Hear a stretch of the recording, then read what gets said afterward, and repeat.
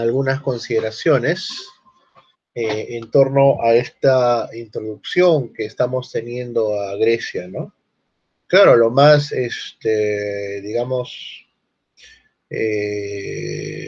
plausible hubiera sido el ingreso a través del material que ya conocemos, ¿no? Las etapas, las ubicaciones geográficas, pero esta perspectiva desde la antropología religiosa nos ha permitido a nosotros entender un claro margen de distanciamiento entre el conocimiento general que tenemos sobre el mundo griego, eh, nos ha permitido distanciarnos un poco que esa clasificación a la cual estamos nosotros acostumbrados, Atenas democrática y Esparta totalitaria, responde a una percepción propiamente antes de los 50 prácticamente, ¿no?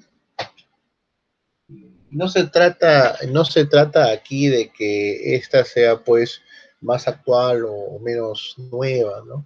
Lo que significa simplemente que no ha habido un proceso de reactualización, digámoslo así, en palabras institucionales, de nuestro conocimiento sobre el mundo griego. Aunque ya hice acápite la vez pasada de que algo distinto tal vez brindó la experiencia de la doctora Cristina Flores, ¿no? Yo creo que ella sigue enseñando, no he preguntado eso. Sigue enseñando la doctora Flores en historia y es todavía profesora regular, o creo que es emérita, no lo sé. ¿Algún dato, por favor, de la doctora Flores por aquí? Sí, profesor, aún sigue enseñando introducción a la historia y creo que el próximo ciclo puede enseñar medieval y también Perú, Perú colonia, siglo XVI. Ya, excelente, gracias, Rodrigo. Mira, la doctora Flores tiene su forma de ser, ¿ya? Eso no cambia. Pero lo que van a aprender en medieval con ella, pucha, gracias Renzo, igualmente. Ya confirmó también Renzo el dato de Rodrigo. Lleven con ella. Y si llevan introducción con historia, lleven con ella, ¿no? Porque, bueno, en verdad la escuela de historia tiene muy buenos profesionales, ¿ah? Pero específicamente desde el ámbito de la doctora Flores, si ella le enseña medieval, olvídate, pues, o sea, ella es, pues, ¿no? Ella es. Y si les enseña introducción a la historia, ella tiene más versado el tema académico de la escuela Anales, porque ella estudió en Anales con Genet. Genet es un gran medievalista, o sea, es como decirte, pues, el Mar Bloch, ¿no? ¿no? De los tiempos de los 60, y ella llevó con muy buenos profesores en la Universidad Católica de Lovaina, ¿no? Entonces, sí, yo creo que muy buena, muy acertado que puedan, sí, elegante la doctora, sí, pero tiene su forma de ser, eso sí, pero es una trome, pues, o sea, ¿quién mejor que ella, no? Lo decía porque justamente hoy vamos a ver una perspectiva dinámica de la sociedad griega, no vamos a ver imágenes estáticas, que es justamente lo que a veces nos brinda una historia cuando está desprovista de una orientación política o ideológica, ¿no? Justamente son estas, estas riquezas filosóficas las que les permiten, pues, hallar una orientación, ¿no? A lo que se puede expresar en torno a un eje temático, ¿no? En el caso de la doctora Flores, ella, bueno, ha trabajado mucho el tema de la concepción de los derechos humanos, ¿no? Alguna vez nos comentó que hizo unas tesis sobre la evolución de la expresión social pública a través de los tapices, ¿no? Medievales, ¿no? Ella creo que ha hecho un tema así. No sé si lo ha llegado a publicar en Perú, creo que no lo sé. Pregúntenle cuando lleguen con ella. Y bueno, ahora a partir a su ingreso en San Marcos de los 90, ella se empieza a interesar por los temas de la colonia, ¿no? Inicialmente ella aporta al debate, ¿no? Había un viejo debate de los 90 sobre la feudalidad o no del ámbito colonial, ¿no? Y la doctora Flores dijo expresamente algo muy puntual, ¿no? Que hay, si bien hay expresiones simbólicas, este, rituales que de alguna u otra manera guardan cierta distancia expresiva con el medioevo, ciertamente es muy difícil que esto pueda calzar, ¿no? Ella empezó por ahí, bueno, ya creo que dirige grupos de investigación, ¿no? En torno a la colonia, ¿no? Así que van a estar en buenas manos, ¿eh? Van a estar en muy buenas manos. Yo sinceramente agradezco mucho el haber sido su alumno en 2 cursos anuales, ¿no? O sea, estos 4 semestres con ella en términos actuales, ¿no? Creo que nos brindó ella eso, ¿no? Esa apertura hacia una divergencia frente a la hegemonía de textos académicos que existían en la época sobre la Edad Media, ¿no? Combativa la doctora. Así que nada, van a aprender mucho con ella. Bien, entonces decía eso porque el día de hoy vamos a ver a una sociedad griega que se mueve. Ya la semana pasada, por ejemplo, habíamos conversado sobre cómo Vernet, Jean-Pierre Vernet, al cual creo la autora también conoce, había propuesto una lectura hesiódica de la antigua sociedad griega, ¿no?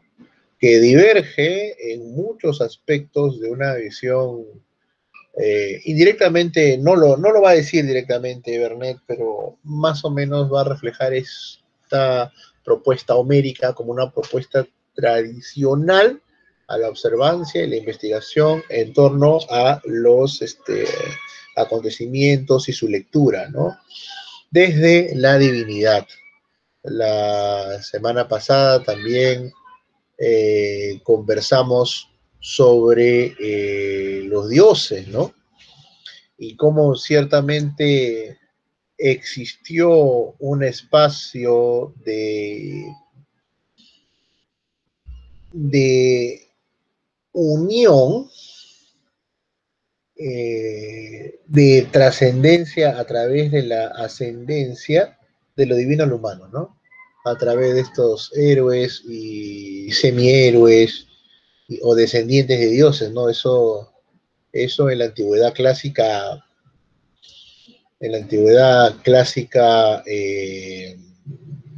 egipcia o persa, eso era impensable. Eso era solo una condición sine qua non, solo para los hijos más egregios de las grandes civilizaciones, ¿no? Eso no podía ser expuesto como parte de una cotidianidad, pero eso hicieron los griegos. Y eso conversábamos la semana pasada, ¿no? Qué rico este diálogo cuando está sostenido desde una propuesta que es como la he decidido manejar en todo caso de la antropología, ¿no? Como también hubiera sido riquísimo verlo desde el punto de vista de la historia económica o punto de vista de la historia social, ¿no? Hay diversas posibilidades de haber tomado el curso, ¿no? Pero particularmente es la que, bueno, yo me manejo un poco más, ¿no? Y creo que se puede hallar también riqueza muy buena sobre su lectura. Bien, entonces, este texto de Mauro Martín, ¿no? Es un escritor que rebusca sobre diversas expresiones de las culturas antiguas, nos actualiza mucho el conocimiento sobre el proceso social, principalmente de las sociedades de antiguo formato, ¿no? Es un estudioso que tiene, digamos, algunos escritos en torno a Grecia, en torno a Roma, pero siempre entre ese atisbo de la vieja escuela, ¿no? Recopilatoria de datos y de una propuesta de la estructura de la sociedad, ¿no? Y ahora, siempre cuando digamos estructura de la sociedad, hay que ver desde dónde estamos cogiendo esa estructura. La vieja escuela clásica marxista nos hablaba pues de las formaciones, de las formaciones económicas sociales, ¿no? Las FES. Ciertamente eso quedó grande y esta escuela estamos hablando de los años 40 y 50, ¿no? Sobre todo la segunda generación de análisis, ya habíamos conversado eso en las primeras clases, solamente lo hago como recapitulo, van a preferir coger particularidades temáticas para poder enriquecer mejor la obtención de las fuentes que ellos empiezan a explorar, ¿no? Y a explotar también, ¿no? Entonces ya no solamente la búsqueda de una formación de estructura social, ¿no? Económica social, sino o económica, o social, o política, o en nuestro caso religiosa, ¿sí? Bien. Entonces, esta riqueza que acabamos, historiográfica, que acabamos nosotros de explicar a modo de introito, nos va a permitir ahora leer, digámoslo así, entre líneas, la rica documentación que nos brinda este autor, ¿no? ¿No? En verdad es bastante fruto hay en el cual se puede, es un texto que se lee bien, se lee de tirón, son 11 páginas, chiquito nomás, ¿sí? Pero que nos sirve a nosotros para entender toda esta serie de cambios, ¿no? Y de cómo a través de la educación va a significar estos procesos tanto en Esparta como en Atenas, y alguna brevísima referencia a otras polis griegas, un formato de homogenización del ciudadano. Y eso es una propuesta interesantísima, ¿no? Porque estamos hablando nosotros de un proceso de homogenización desde el Estado, pero que para nosotros Estado va a ser polis, ¿sí? O sea, cada polis tiene un tratamiento, va a haber factores comunes, ¿sí? Pero Esparta educa de una manera distinta, con otras finalidades, a lo que tiene Atenas, o a lo que tiene, por ejemplo, las colonias jónicas, ¿no? Que ya no eran colonias, eran estados cada uno en sí, ¿no? Entonces, con Grecia en general también sucede algo parecido con las concepciones de las divinidades antiguas, o según Homero, según Hesíodo, que fue un debate que tuvimos nosotros la semana pasada muy fructífero. No podemos, y eso lo dije al principio, no podemos hacer un acápite siquiera indirecto de la demos que se desarrolla como sistema político en Atenas y la democracia actual, ¿no? También no vamos a tocar ese tema, pero son contextos distintos, ¿no? O sea, la democracia actual, como la entendemos, su consideración es del mundo moderno. Que se denomine democracia en honor a los,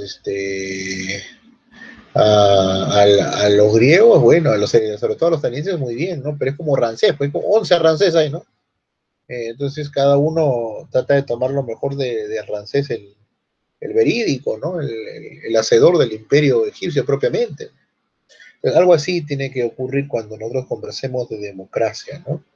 Pero sí hay algunos reflectores o luces, sobre todo algunos pensadores que estimularon, ¿no? Esta homogenización o esta relación entre la educación y la práctica política pública de los atenienses, ¿no? De los griegos en general, de las distintas comunidades, unidas ante un solo enemigo como eran los persas, pero luego desunidas como siempre lo fueron. Ese también es otro detalle importante. Por ejemplo, ahí los lectores de Jenofonte nos van a dar bastantes luces. Ya nos conversarán porque este es su tema de ellos dos, ¿no? Así como Egipto tuvo sus buenos exponentes, acá también ya vamos a preguntar un poco a Lucho y a quién más, a ver, vamos a ver, Lucho todavía no entre el otro, ¿no? Es Luis, ¿con quién te tocó los griegos? ¿Genofonte? Con Ángel, ya listo, Oca. Gracias, ya listo. Entonces, ambos estudiantes pues nos van a dar seguramente algunas propuestas que ya hoy día le vamos a preguntar. Mientras toquemos los griegos, le vamos a preguntar a ellos, ¿no? Y después de esto ya nos toca la próxima semana y ahí terminan los griegos, creo, ¿no? Así que, qué bien que hemos hablado de esta, de este avance, ¿no? Y hay una pregunta que surge, ¿cómo hicieron los griegos para no dejar de lado la religiosidad? Van a seguir siendo religiosos. Ya hemos visto que tanto Homero como Hesíodo, si es que damos por cierta la existencia de Homero, y hay 80% de razones para que así sea, habían sido principalmente poetas, ¿no? Bardos, habían expuesto, no es más, no solamente ellos, los propios Licurgo y Solón, cuando salen las propuestas, no pensemos pues en dos jueces, ¿no? Con sus tribones, ¿no? Con sus mantos de magistrados. No, lo hicieron en torno de poesía, para que vean pues qué tan metido estaba el tema de la música y la poesía dentro ya de este proceso de hegemonía de los griegos. Por ejemplo, vamos a hablar de dos películas, pero solo a modo de eje comparativo de lo que no fue por completo, ¿no? Sí, el respeto por los actos funerarios era impresionante. Bien, en fin, todo esto vamos a ver nosotros el día de hoy, ¿no? Qué rico va a ser este diálogo de hoy, ¿no? Sobre ya la época clásica, visto desde la relación entre educación y Estado, ¿no? Que es un tema que sí, pues conozco muy bien, ¿no? Porque, bueno, no es que me tire barras, pero tengo dos tesis sobre historia de la educación, así que algo debo saber, ¿no? Así que, vamos pues, empecemos. Preguntas, jóvenes, por favor, antes de comenzar el día.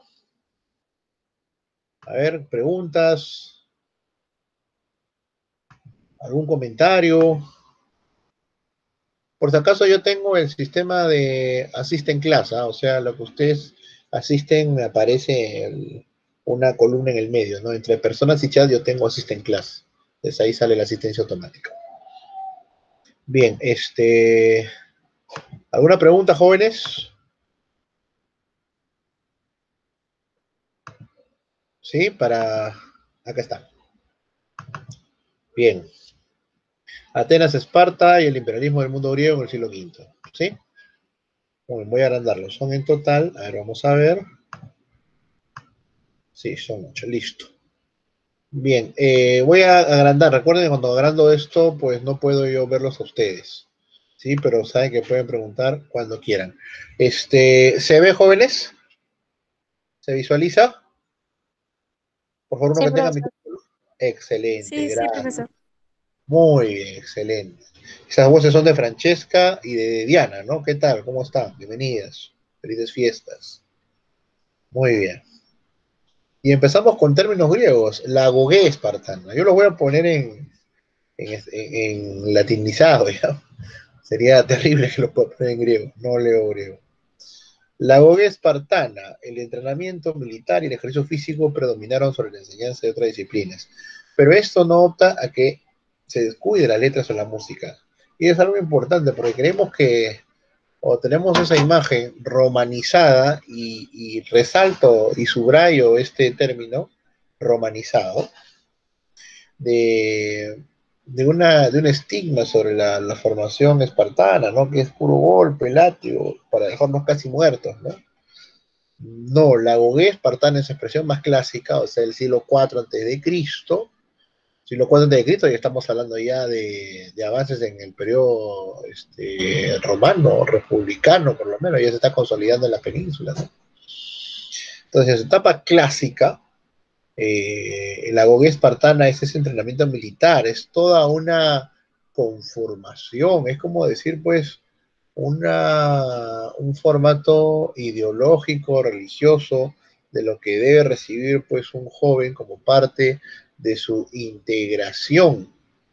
O sea, es algo interesante esto porque el objetivo de esta agoge espartana es la intromisión total, la inserción, mejor dicho, del joven o del niño espartano, y cuando digo espartano me refiero con el término espartiata, o sea, como hijo de Esparta, ¿no? No como ílota, por si acaso, no como esclavo, ¿no?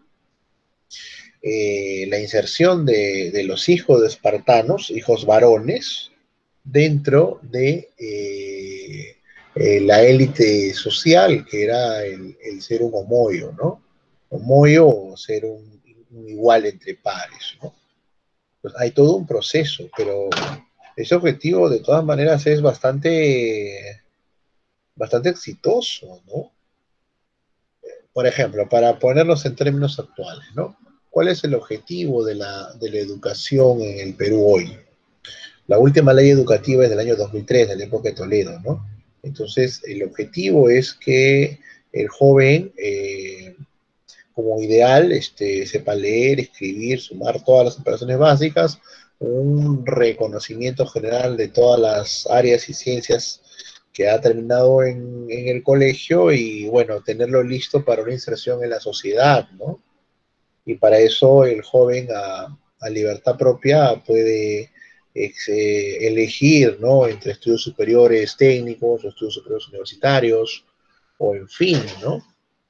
Pero es evidente que esto en el papel, pues, es bastante incierto, ¿no? Recordemos, sino que la cantidad de estudiantes universitarios, por más que inclusive en el tiempo de Alan, segundo gobierno, y de Ollanta, donde no existía la SUNEDU, estaban abiertas, la gran mayoría de jóvenes dentro de la educación superior no asistían a ella, no asisten a ella, ¿no? Es un porcentaje bastante menor, inclusive el 20%, ¿no? De jóvenes en edad de 16, 18 años que deciden estudiar. La gran mayoría de jóvenes, o sea, el 80% se dedica pues a trabajar, ¿no? Porque las condiciones son en verdad bastante complejas y más aún si lo ponemos en términos de género, ¿no? Aunque esto en estos últimos años ha disminuido, gracias a Dios, ¿no? Bien, entonces, bajo esta perspectiva comparativa, podemos decir nosotros que la educación espartana particularmente era exitosa, ¿no? Porque casi todos podían lograr el objetivo de insertarse dentro de la sociedad espartana y eso traía pues múltiples beneficios que vamos a conversar. Por favor, si hay alguna pregunta, adelante, ¿ah? ¿Ya? O si hay alguna pregunta en el chat, Francesca o Rodrigo, pásenme la voz, porque yo no veo el chat ahorita cuando estoy en pantalla completa. Es más, no veo nada, solamente veo lo que estoy acá. Entonces, la significación política de la GOGE fue tal que en el caso que no se lograse superar las sus distintas etapas, no era posible acceder a la plena ciudadanía espartana. Y lo mismo sucedía, por ejemplo, para el caso de Atenas. En otras palabras, quien no era partícipe de este procedimiento quedaba pues realmente fuera de todo beneficio, ¿no? Y algo parecido también iba con los propios atenienses, ¿no? Lo vamos a ver en unos momentos. Tal vez lo más parecido sea la sociedad hebrea en la actualidad, pues no la sociedad judía. Todos sirven en el ejército, salvo que haya una eventualidad o particularidad o incapacidad física que no se lo permita, ¿no? Pero todos sirven. Bueno, Gal Gadot, ¿no? La actriz de la Mujer Maravilla ha servido en los ejércitos durante 2 años hebreos, ¿no? O sea, tal vez sea lo más parecido, ¿no? En lo cual la formación militar complementa el ingreso del individuo a la sociedad hebrea. O sea, es lo más parecido a una complementación religiosa de la identidad ciudadana.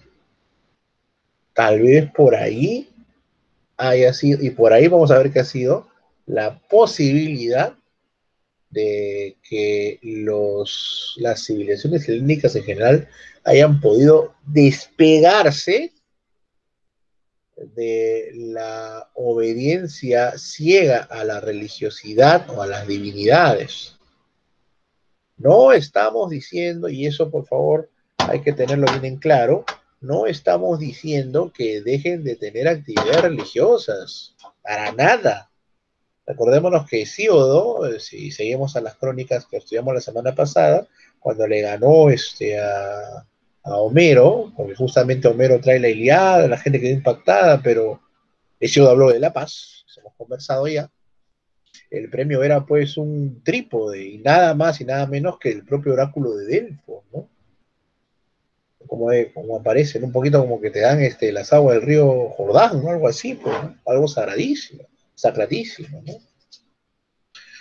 ¿No? Entonces, tal vez el comprender un poco la reflexión sobre el servicio militar hebreo permita, pues, ellos, ¿no? O sea, no ha habido actor, ni actrices, ni excepcionalidades que se hayan escapado de ello, ¿no? Políticos, los presidentes, todos.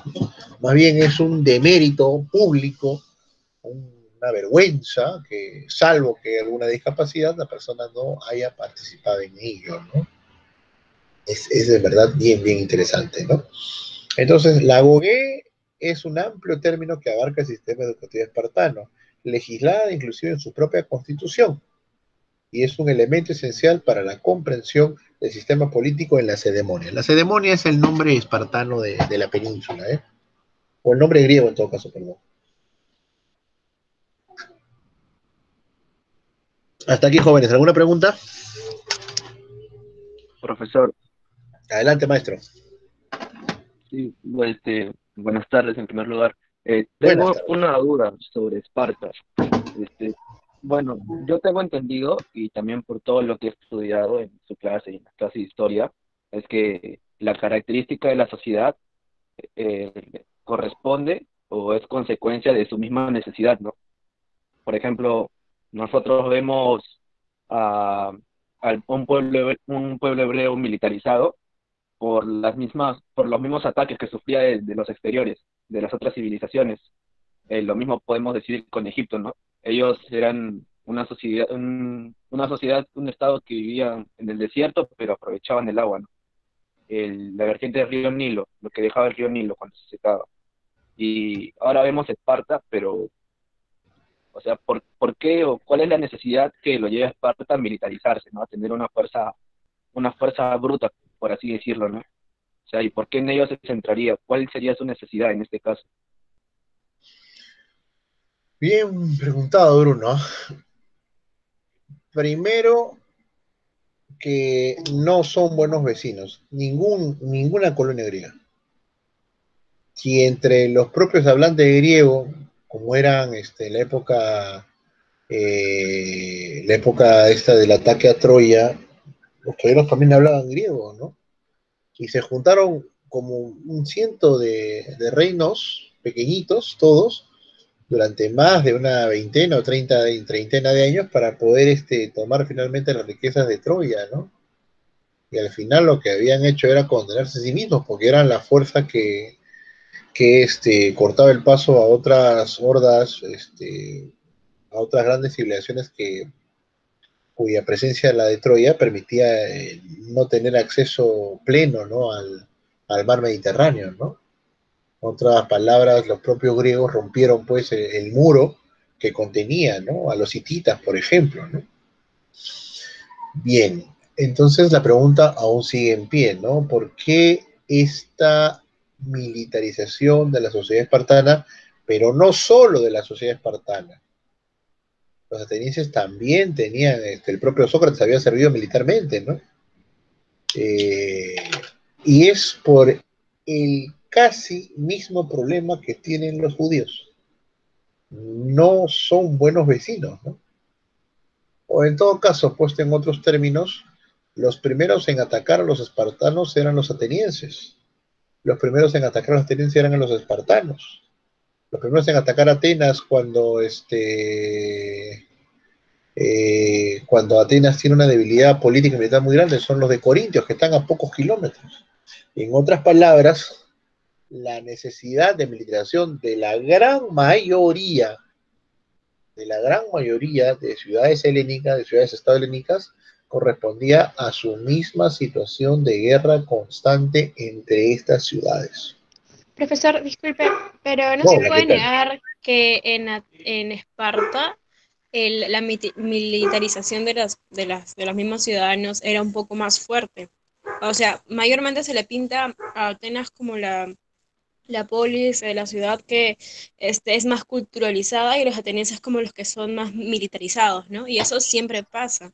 Y hasta en los libros de historia, mayormente se describen así a los mismos atenienses y los mismos espartanos. Bien, ¿ah? Bien, bien, bien. Han hecho su tarea todos, han leído. Pero ahora vamos a responder, ¿no? Eh, Diana, a ver, y a todos en general, ¿ah? Cuando se habla de las obras de Huayna Cápac, ¿Ya? Vamos a ponerlo en términos nuestros para ir allá a viajar a Grecia, ¿no? Cuando sale los Huayna hay dos grandes fuentes. Hay más. Pedro Pizarro también escribió sobre ello, ¿no? Pero las dos principales fuentes son, y esta pregunta va para ti, Diana, pero la van pensando los demás amigos. Tienes a Inca Garcilaso de la Vega y tienes a Juan de Betanzos. Los dos tienen unos choclones así sobre la historia de los incas, y los dos son los que más escriben sobre los últimos incas, ¿no? Los demás de sopetón, ¿no?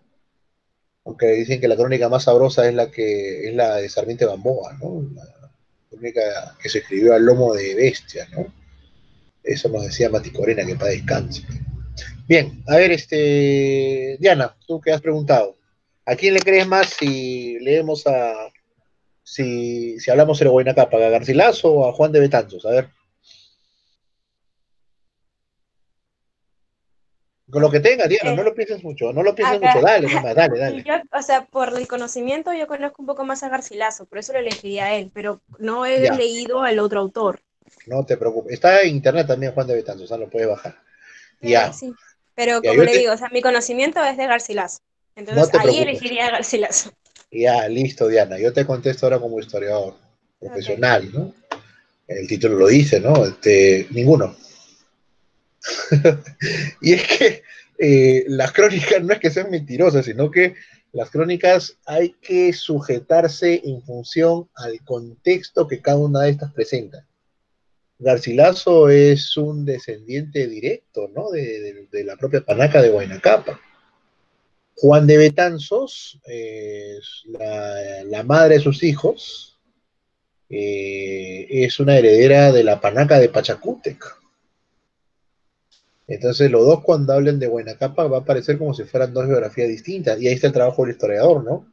De hilar para verificar, más que la verdad, la aproximación que mejor se haya en referencia al contexto histórico en el cual se está tratando.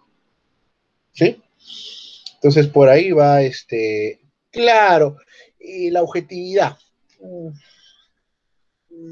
Sí, sí, sí, yo diría más la posibilidad de comprender mejor el contexto. Sí, yo utilizaría más eso, la posibilidad, y lo dejo como posibilidad de comprender mejor el contexto. ¿Por qué hemos dado todo este rollo, no? Vamos otra vez a los griegos. Lo que sucede es que las mejores crónicas de explicación y de ampliación de la educación, por así decirlo, espartana, la dan unos cronistas romanos del siglo IV, después de Cristo. Y para el siglo IV después de Cristo hay cambios. Primero que Esparta no es Esparta ya, ¿no? Diana, dime, te escucho. Ah, no, profesor, no me iba a decir nada, disculpe. Ah, ya no, como estabas con el micrófono no hay problema, ¿sí? Sí, entonces se comprende un poquito esto, ¿no? De que en referencia a estas ricas crónicas de viajeros romanos hacia el mundo helénico, muy curioso, ¿no? Pero esto de las crónicas es casi igual como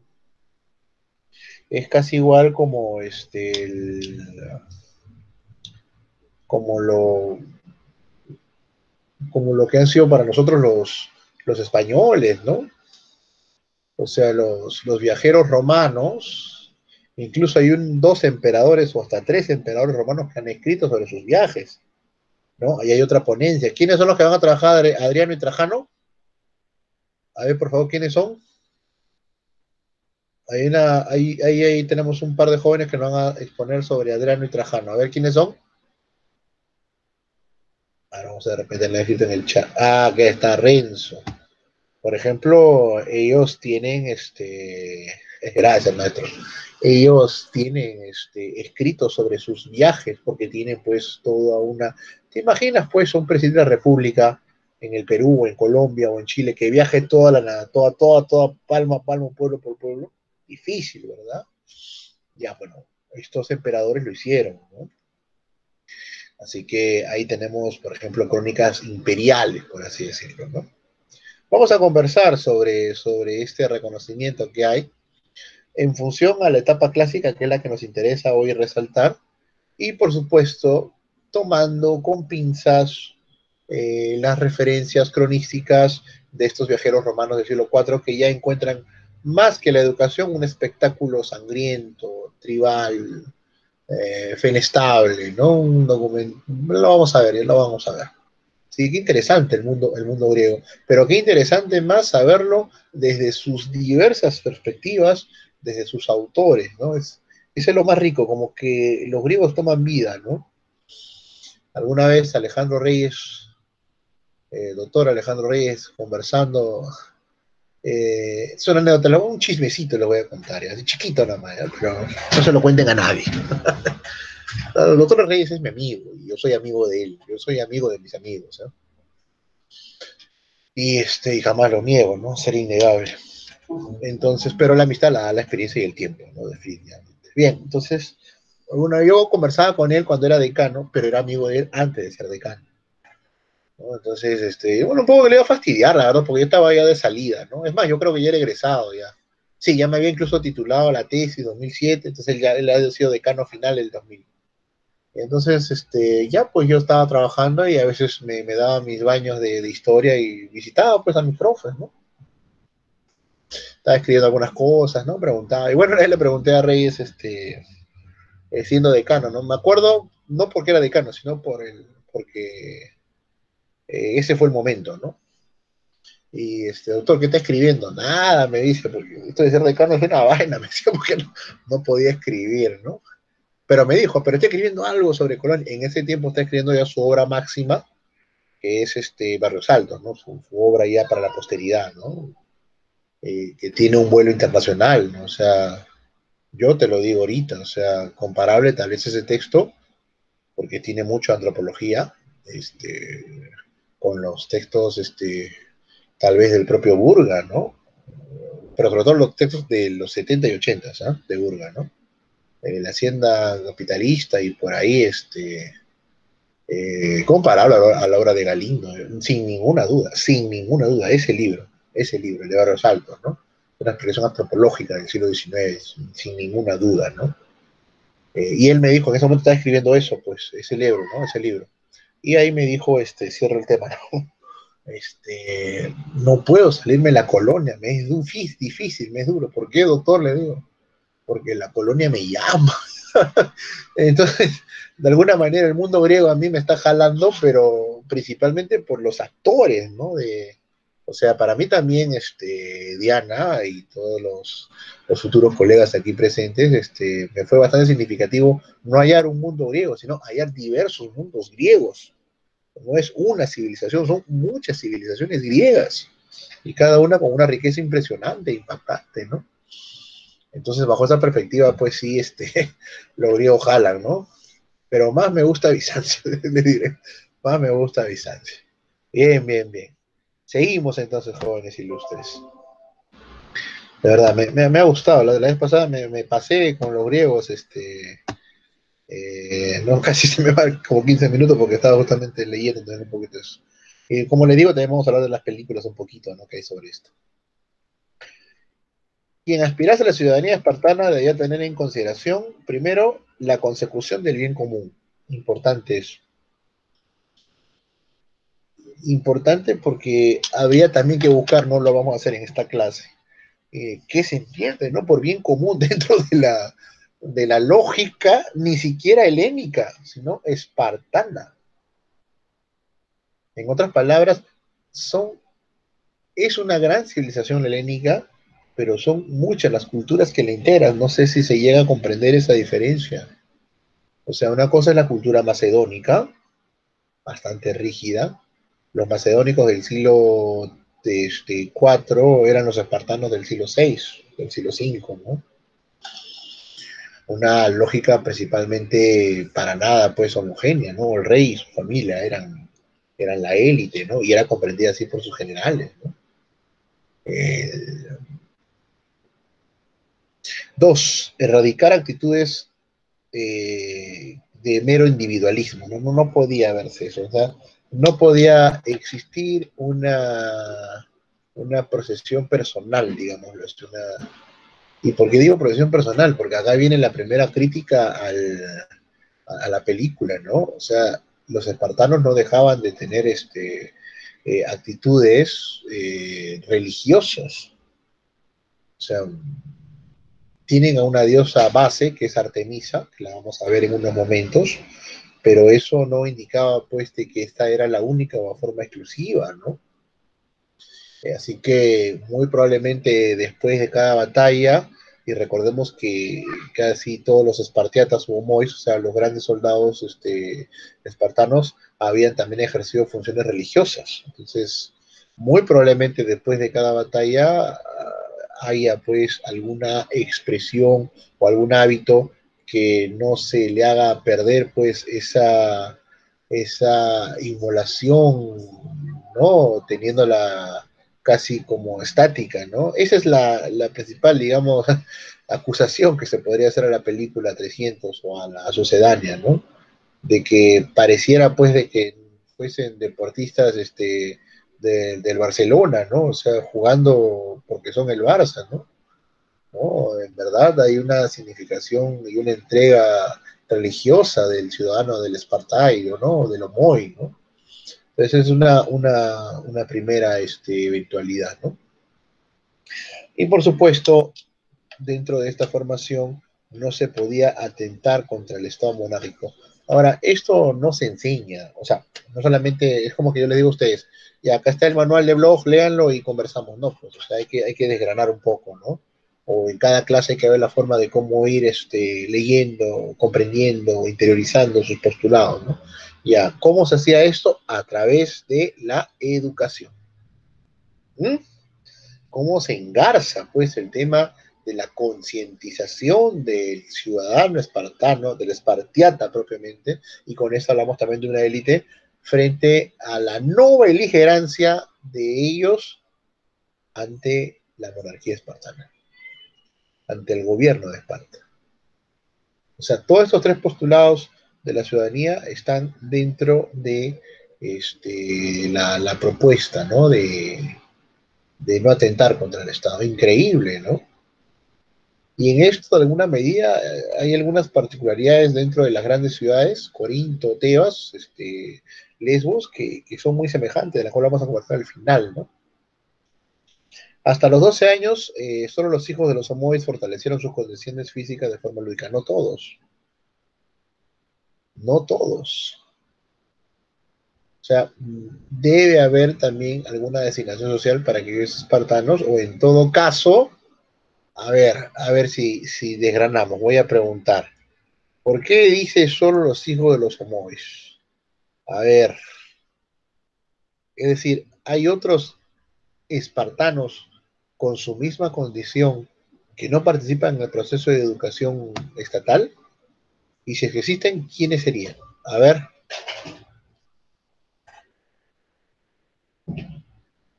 vamos a preguntar a ver, de Tim Marín de Do. Francesca, ¿cómo estás? Francesca, Karina, ¿cómo estás? Buenas tardes, profesor. Muy bien, designada, sí, por democracia. Estamos hablando en democracia ahorita. Cuéntanos, ¿debió existir algunos espartanos que, a pesar de su condición de espartanos, no participaban en este proceso Mm, de, de ser ciudadano espartano? Supongo que sí. ¿Quiénes? Tal vez los esclavos. No, esos no son espartanos. Ah, ya, entonces. mm, no, no sabría decirle. Ya, muy bien. Pasa el hilo. A ver, ¿a quién? A ver, dime el nombre de un compañero tuyo. A ver. Ah, a Alejandro. Creo que no. Alejandro, muy bien. Gracias, muy bien. ¿Alejandro no está? ¿O sí está? No, no está. No está Alejandro. A A ver, Luis. ya, Luis, muy bien. Luis Enrique. A ver, Luis Enrique, cortito, perdóneme. A ver, disculpe.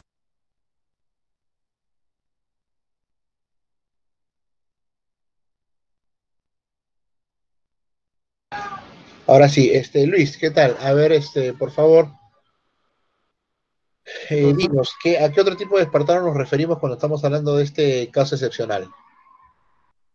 en el caso en el que no todos se dediquen en que algunos espartanos no se dediquen a la actividad militar, ¿se refiere a eso? por ejemplo, el comercio. También podría ser actividades religiosas.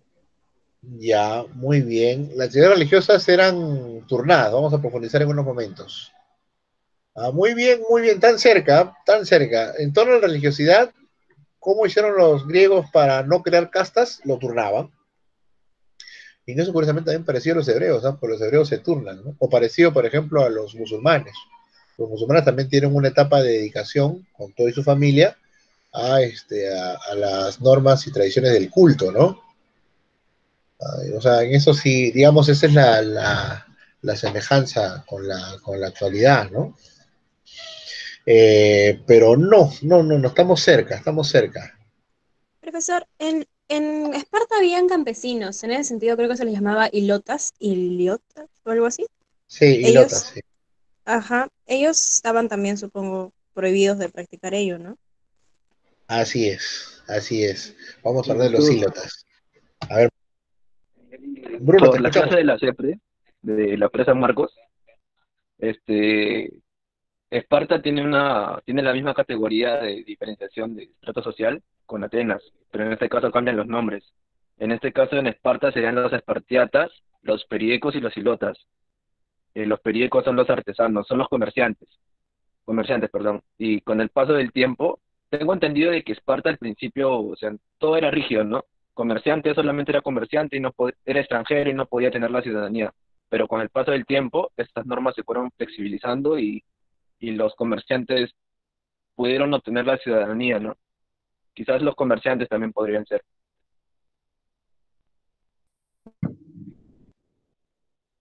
Su micrófono está apagado, profe. Gracias, gracias. Muy bien. Francesca, tu micrófono, dinos.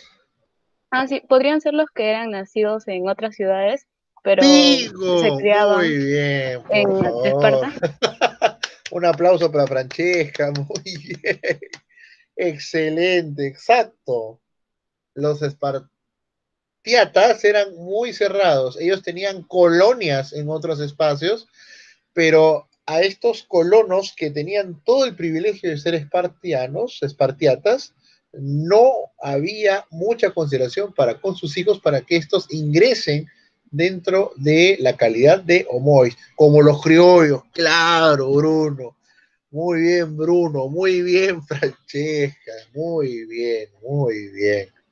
Excelente. Unos alumnos estupendos tengo, ¿ah? Ese es el punto sobre el cual va a caer todo el sistema económico, social, civilización de la civilización helénica. Porque tienen un problema serio con aquellos que por la misma situación se encargaba su cuidado, iban con la familia a otros espacios, pero prácticamente sus hijos perdían la ciudadanía, ¿no? Vamos a ver, acá hay chat, acá hay qué cosas en el chat. A ver, a ver, a ver. Ah, ya. Claro, Bruno, como los criollos, ¿no? Como los criollos. Qué increíble, qué increíble. A ver, una pregunta más, un pasito más. ¿Ah? Muy buenos los aportes de todos. ¿Ah? Muy bien, Bruno, también. Efectivamente, vamos a hablar de los ílotas y de la división social de los espartanos. Pero una pregunta más. ¿Cómo solucionaron esto los romanos? Vamos a dar un pasito nomás, una mirada. Vamos a levantar la cabeza un poco. ¿Sí? ¿Cómo solucionaron esto los romanos? Porque esto es lo que se trajo abajo, el tema de la civilización helénica, que no es poco, el tema de los criollos, como lo pone Bruno, ¿no? Como La lo pone compra de Bruno. la ciudadanía, creo, profe. Muy bien, Bruno, excelente, muy claro. Compra ya y un aporte para el fisco. Muy bien, solucionó el problema. Pablo, por ejemplo, ¿no? Era oye, ¿qué suena? Oye, algo me está sonando. ¿Qué es esto? Perdón, ¿eh? ¿Por qué suena esto?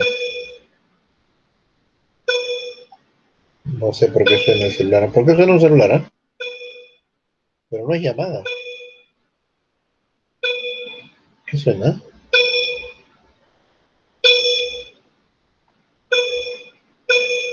Ya, mi hijo estaba jugando. Y ahora sí, ya, listo. Ya, listo, perdonen. ¿En qué me quedé? Y ahora sí ya. ¿En qué me quedé? Me olvidé. Me olvidé. ¿En qué me quedé? ¿En qué me quedé? Voy a ver acá. En los romanos, Los que profesor. van Ah, En los ya. a su romanos. ciudadanía. Ujú. Ah, ya, gracias. Gracias. Sí, mi hijo está jugando con celular y cuando empiezo clase siempre es bueno tenerla a la mano, ¿no? Para alguna emergencia. Ya, sí. Gracias por hacerme acordar a los dos, ambos. Los romanos lo solucionaron con, bueno, si quieren ser romanos, cómprenlo, pues, ¿no? Eso lo vamos a ver en el capítulo de los romanos, ¿ah? Eso lo vamos a ver en el capítulo de los romanos, no se lo pierdan, va a ser un capítulo muy bueno, ¿ah? Y efectivamente, ¿no? En el caso de los gladiadores, pero ellos también podían obtenerlo por gracia, ¿ah? Por gracia de altas autoridades, ¿ah? Por ejemplo, cuando hemos conversado con los persas, es algo que, ¿cómo es, no? O sea, me hubiera gustado ser ya historiador para tener las clases de Valdemar. Valdemar me enseñó en pregrado y en posgrado también me acordé, porque él fue profesor de un curso mío de Historia de América, fue un profesor de posgrado de mi maestría, fue profesor. Yo en verdad he tenido profesores, a todos los que ustedes tienen, o la gran mayoría en todo caso, los he tenido yo como, bueno, a los que hoy son consagrados, ¿no? Claro, ¿no? Haciendo la salvedad. Los otros han sido compañeros míos en posgrado, ¿no? Entonces, lo decía porque se me ocurría, ¿no? ¿Cuál sería el trámite cívico-religioso que debían pasar los soldados incas? O sea, nosotros conocemos la historia de Calcuchima, de Quisquis, ¿no? Generales de Atahualpa. ¿Y bajo qué procedimiento ellos eran designados? Como soldados o como partes del ejército, miembros honorarios, ¿no? Generales. ¿Mm? Yo sé que eso se puede hallar leyendo a Valdemar un poquito, pero miren, ¿no? Cómo surgen preguntas sobre nuestro propio contexto a través de una lectura que venimos haciendo para este curso de Historia Universal, ¿no? Bruno, también por pura curiosidad, ¿quién te enseñó historia en la pre? Varios, profesor. ¿Alguno de esos varios? Miguel Quijaite, Raúl Izquierdo, ¿qué más? Varios profesores, varios. 3 profesores, 4 profesores. Ay, a Víctor, Diana, ¿quién es Víctor? ¿Víctor qué? Es un profesor que fue recién egresado de historia. Bueno, a mí me enseñaba en la pre con Bruno. Bueno, no estamos en el mismo salón, pero sí en el mismo ciclo. Ah, ustedes dos se conocen Sí, ya antes, entonces. lastimosamente sí, no mentira. Ya, muy bien, muy bien, muy bien. Sí, está bien porque yo, por ejemplo, no tuve la oportunidad en la pre, pero ahí enseñó varios años José Antonio Chaupis, fue autoridad inclusive en la pre, tuvo cargos de coordinación. José Antonio Chaupis, sí, me acuerdo. Pero ya cuando se empezó a viajar para su tema de su posgrado en Chile, creo que ahí ya pues dejó los cargos, ¿no? Pero sí, él estuvo buen tiempo como coordinador de historia, ¿no? En la pre. Y bueno, ahorita creo que está con el doctorado en Chile también, ¿no? Está muy bien, ¿no? Saludos de todas maneras, José Antonio. Bien, entonces, seguimos pues, ¿no? Con este tema. Esta no rápida asimilización del otro va a ser a criterio, digamos, particular, una de las principales razones por las cuales se puede encontrar la debilidad social del poderoso constructo ideológico religioso de los griegos. Sí, Bruno, adelante. Bruno. No, profesor, no. Ah, Estaba ya. hablándole a... Ay. Disculpe. No, para nada, Bruno, adelante, sigue nomás. Por favor, todos acá somos libres, independientes y conversemos, ¿no? Vamos a conversar, que esa es la idea del curso, ¿no? Conversar. Claro, en mi caso, pues conversar con la preparación oportuna para hacer un diálogo efectivo, ¿no? Como está sucediendo y es mi método de trabajo, ¿no? Seguimos con las exposiciones, ¿no? Qué interesante esto. Y así se nos va rápido el tiempo. Bien. Eh, Voy a preguntarles un poco a tono de broma, un poco a tono de serio. No sé si les ha pasado a ustedes, no lo sé. Pero a nosotros, a mí en la infancia, o sea, en los años 80, qué viejo que estamos, ¿no? En los años 80, había pues esa diferenciación por los calzados, ¿no? Anda, ¿no? Una cosa era el que tenía las Reebok, ¿no? El que tenía las Adidas o las Pumas, ¿no? Y nosotros, pues los mortales que tenemos el diamante, ¿no? Las Star, ¿no? ¿No? ¿no? La Venus, claro, la Venus, esa ya viene después, ¿no? Claro, porque ponte, pues incluso había, y era normal, no era insano, que estaba con unas zapatillas y para jugar te sacaba pues, de la bolsa la Venus, pero no voy a jugar con las Río, ¿no? Claro, las Tigres. Muy bien, Renzo, muy bien, las Tigres. Tigres sí tuve, esas que como botines, ¿no? Las que rompían las que rompían el tobillo, la cabería, esa nota. Bien, es lo que no tiene marca. Yo no sé si algo parecido sucedió un poquito con ustedes en su juventud, no lo sé, pregunto. O eso ya era cosa de otros tiempos que nunca volvieron. Cualquiera, ¿eh? La lona se cosía con una suela de zapatilla. Ay, ay, ay, ay. O sea que el truco estaba en la suela, ya. Muy bien. Muy bien, acá está, ¿no? Muy bien, Bruno. Y Renzo y Rodrigo también, Rodrigo, las que no tenían marca. Entonces, algo parecido les ha acontecido. Bien, ¿por qué decimos esto? Porque una característica importante, ritual prácticamente, va a ser el uso del traje, del manto y del calzado, ¿no? Es decir, esto, por ejemplo, es una lectura entre líneas, ¿no? Claro, por un lado, los niños, los infantes, que están en proceso de formación, que aspiran a ser homoes, tienen una vestimenta, cuanto mucho, pues un taparrabo, ¿no? Y solamente los grandes soldados asistían a las pectorales, y por supuesto eran ya solamente los homoes y los espartiatas quienes podían recibir inclusive las tobilleras, ¿no? Pero la defensa del cuerpo para su mayor movilidad seguía siendo un taparrabos y una tela por encima, ¿no? Para proteger las partes pudendas, ¿no? Inclusive la entrega de calzado y de un traje representaba un lujo, ¿no? Solamente tal vez se podía tener a partir de los 12 años y en torno a la función de aquellos que deseaban ser pues ciudadanos, ¿no? Pero lo cual también nos dice algo importante, ¿no? Las carestías por bestias de pelaje duro, ¿no? Es decir, en Esparta pues no sobran las vacas, no sobran, ¿no? Lo que sí no me queda claro es qué sucede con aquellos muchachos que se enferman, eso no me queda claro. Seguramente estará escrito en algún texto en inglés, ¿no? Sobre los niños y las enfermedades en Esparta, ¿no? Seguramente hay un texto, ¿no? Habría que buscar, ¿no? Health Spartan, ¿no? Pero bien, en todo caso, sabemos que se recibe casi como se recibe pues un grado en un deporte marcial, ¿no? Hay una pequeña ceremonia chiquitita, casi imperceptible, cuando se entrega el cinturón amarillo, cuando se entrega el cinturón naranja, cuando se entrega el cinturón negro, ¿no? Hay toda una serie ahí de actividades, ¿no? Bueno, algo parecido sucedía pues con esta entrega de las ropas, ¿no? Que se hacían a determinada edad, ¿no? Las distinciones sociales entre los jóvenes espartanos, las designaciones entre el manto y la capa resultaban clarísimas, ¿no? Eran distinciones. O sea, una cosa era tener el manto y otra cosa pues era tener el manto y la capa, ¿no? Nótese que se continuaba con la formación a través de la música y la danza, o sea, la formación para estos personajes no se detenía, ¿no? O sea, estos jóvenes cumplen los 12 y han recibido ya la formación física, ¿sí?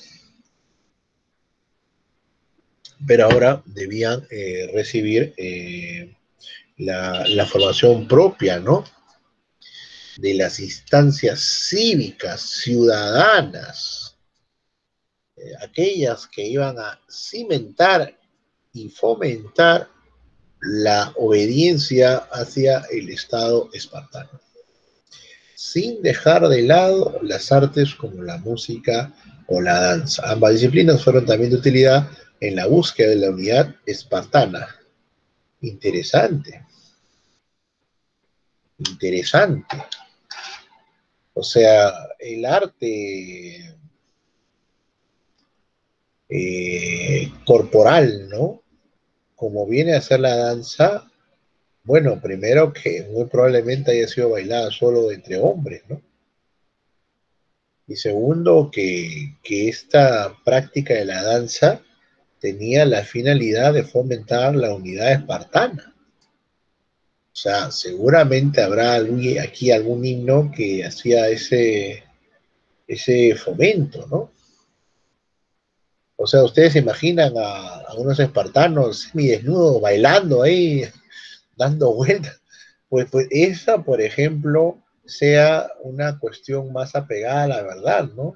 Y bueno, por supuesto, ¿no? Sobre todo a la hora de celebrar los triunfos, ¿no? Y a la hora de las grandes actividades militares, seguramente había algunos cánticos. Y no es que ellos lleven sacerdotes. Recuerden que algunos de estos participantes a partir de los 30 años, que en este momento ya participaban en la plenitud de la guerra, habían tenido encargos religiosos. Entonces ellos son los que hacían los cantos antes de la guerra.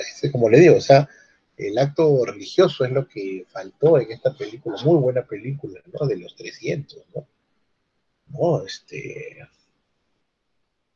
Y esto definía, pues, es decir, había una especie de canto estatal, ¿no? O espartano, ¿no? Claro, esto ya se habrá perdido, pues, en la configuración de los tiempos, ¿no? Luego de 12 años eran asignados a un tutor, paidonomos, reprimiendo cualquier actitud o hábitos contrarios a la comunidad.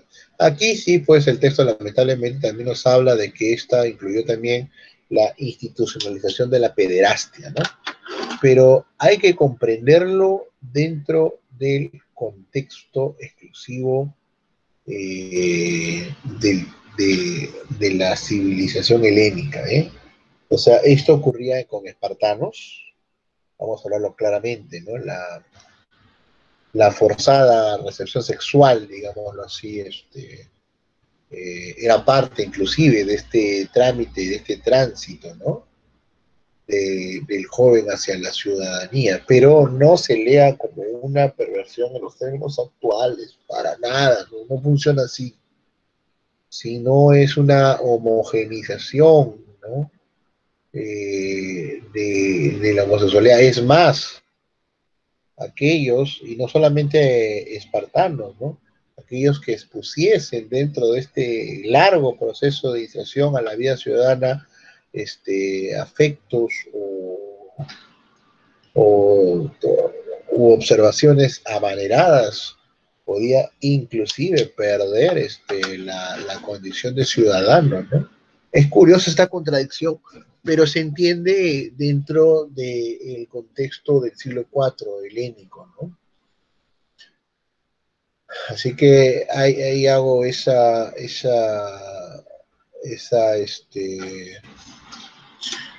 observación, ¿sí? No pensemos en una generación, ¿no?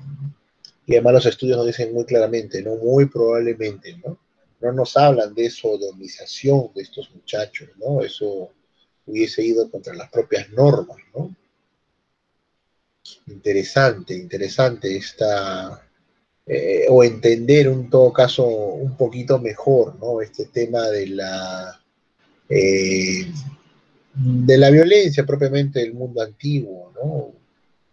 De la violencia pues sin resquemores, ¿no? Una violencia sin atenuantes, ¿no? Y por eso es que hemos hablado, y el autor también nos habla de una muy probable institucionalidad de la pederastia, ¿no? Pero insistimos, no en los términos que lo entendemos hoy nosotros, ¿no?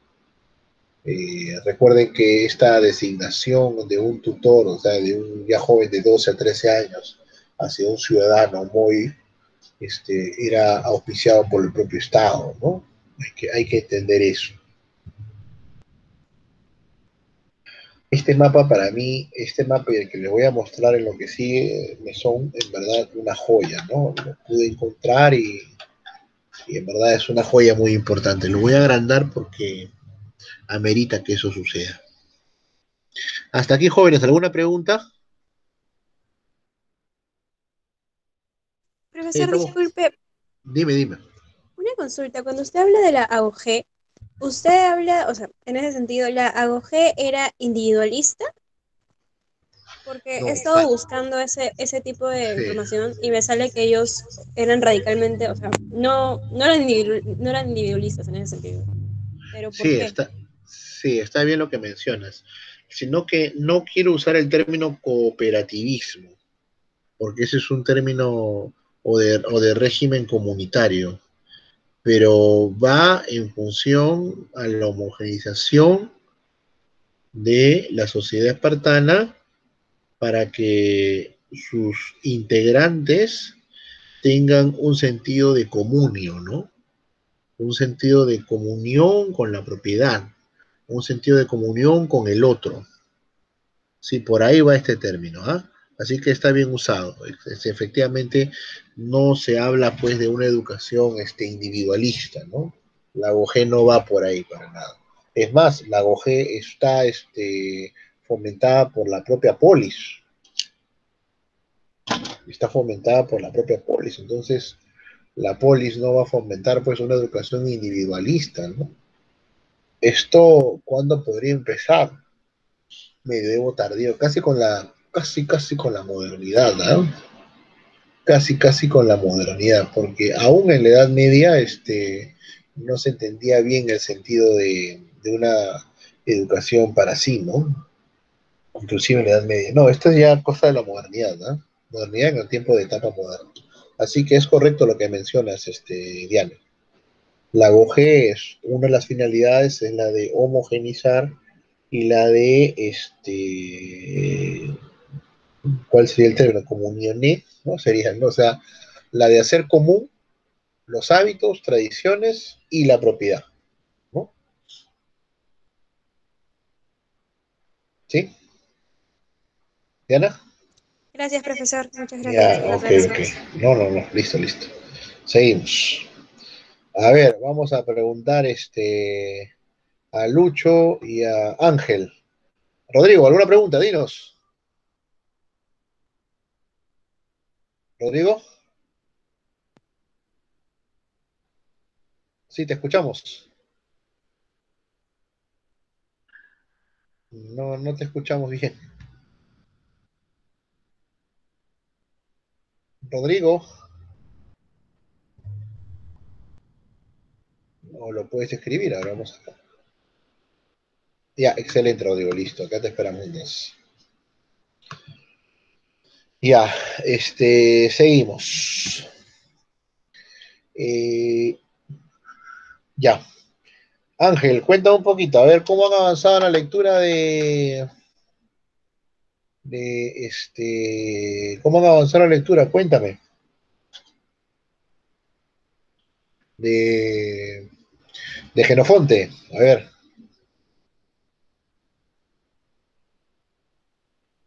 Ángel, Ángel o Lucho, cualquiera de los dos, a ver, los Sí, escuchamos. profesor. ¿Cómo va la lectura de Genofonte? Cuéntame. Sí, estábamos avanzando, nos hemos dividido el trabajo en... Yo voy a hacer la parte de temporal, Ya, ubicación en el espacio, y él va a tocar más la parte... Bueno, también va a complementar, ¿no? Conmigo, la parte geográfica, histórica geográfica. Lucho, una pregunta, sí, ¿cómo empieza el texto? A ver, ¿te acuerdas? Casi, ¿cómo empieza? A ver, ¿cuáles son las primeras Claro, palabras de claro. Genofonte? De la Nábasis. ¿De su biografía o No, no, ya del texto, del texto. del primer libro? Sí. Si no me equivoco, empieza cuando explicándote por qué están ahí, ¿no? O cómo empieza, creo. ¿Y por qué Cómo se están ahí? encuentran en esa situación. Claro, ellos son unos mercenarios, pues, porque creo que después de la situación que había acontecido en las guerras del Peloponeso, habían creado las condiciones necesarias para que se formen ejércitos mercenarios que pudiesen apoyar a una u otras regiones. Y en ese contexto creo que ellos son contratados por uno de los príncipes de Persia, que quería destronar a su hermano. Creo que se llamaba Ciro, si no me equivoco. Muy bien, déjalo ahí nomás. Y Pero siempre es bueno acordarse de las primeras palabras, las tres, cuatro primeras palabras, siempre impacta eso, ¿ah? Acuérdate, ¿no? Siempre la tienes por ahí, me la dices, ¿ya? La primera línea, ¿cómo empieza? y ahora, ¿Ya? Si lo tienes por ahí. ¿Lo tienes por ahí? Estoy buscándolo un ratito. Ya, no te preocupes. Ya en un rato preguntamos a Ángel. Acá hay una exposición en el chat. Eh, yo diría, Rodrigo, más cívica. Si cabe el término, pues, que de alguna manera no hay un levantamiento, como sí lo hubo en Atenas, por ejemplo, contra el poder instaurado, aunque valga la redundancia, tanto en Atenas como en Esparta, y eso de alguna manera es inevitable, hubo golpes de Estado, ¿ah?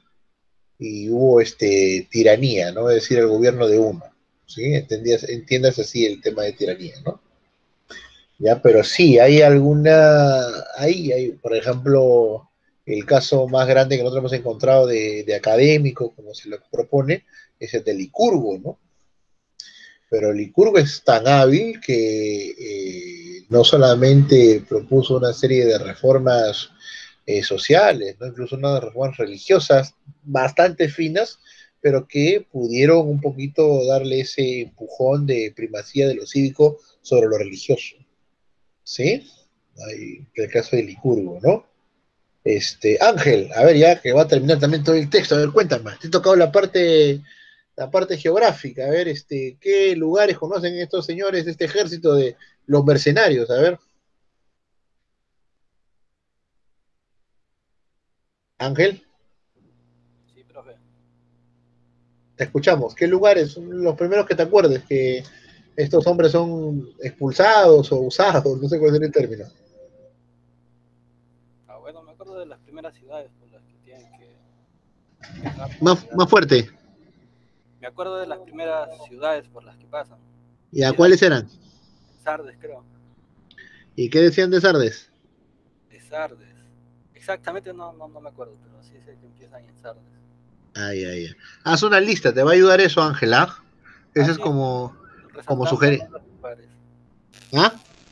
Justo estoy resaltando todos los lugares para Ay, anotar. ay, ay, ay. Sí, sí.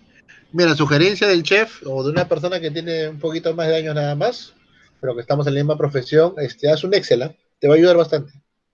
Y ahí vas a hacer, o como tú te manejas mejor, o un Word o algo así, y no pones Sardes, ¿no? Y le colocas características, todo. Si encuentras otra característica, pones otra columna. Y eso te va a ayudar, Ángela. Ya, profe, gracias. Ya listo, maestro, no te preocupes. Ya. Rodrigo, espero que con lo que expliqué haya contestado un poco tu pregunta. Lucho, ¿ya cómo empieza esta obra? ¿Cuál es la primera línea? ¿Qué dice? Ya, profe, ya la encontré. Ya. Te empieza hablando de Darío. Te dice, Darío y Parisatis tuvieron dos hijos. El mayor Artajerjes, el menor Ciro. Esa es la primera línea, profe. Ya. Mira, es curioso que un texto de un hombre muy ateniense, creo, Jenofonte, ¿no? Sí. Ya. De un ateniense sea el nombre de Darío. No, o sea, es bastante simpático, ¿no?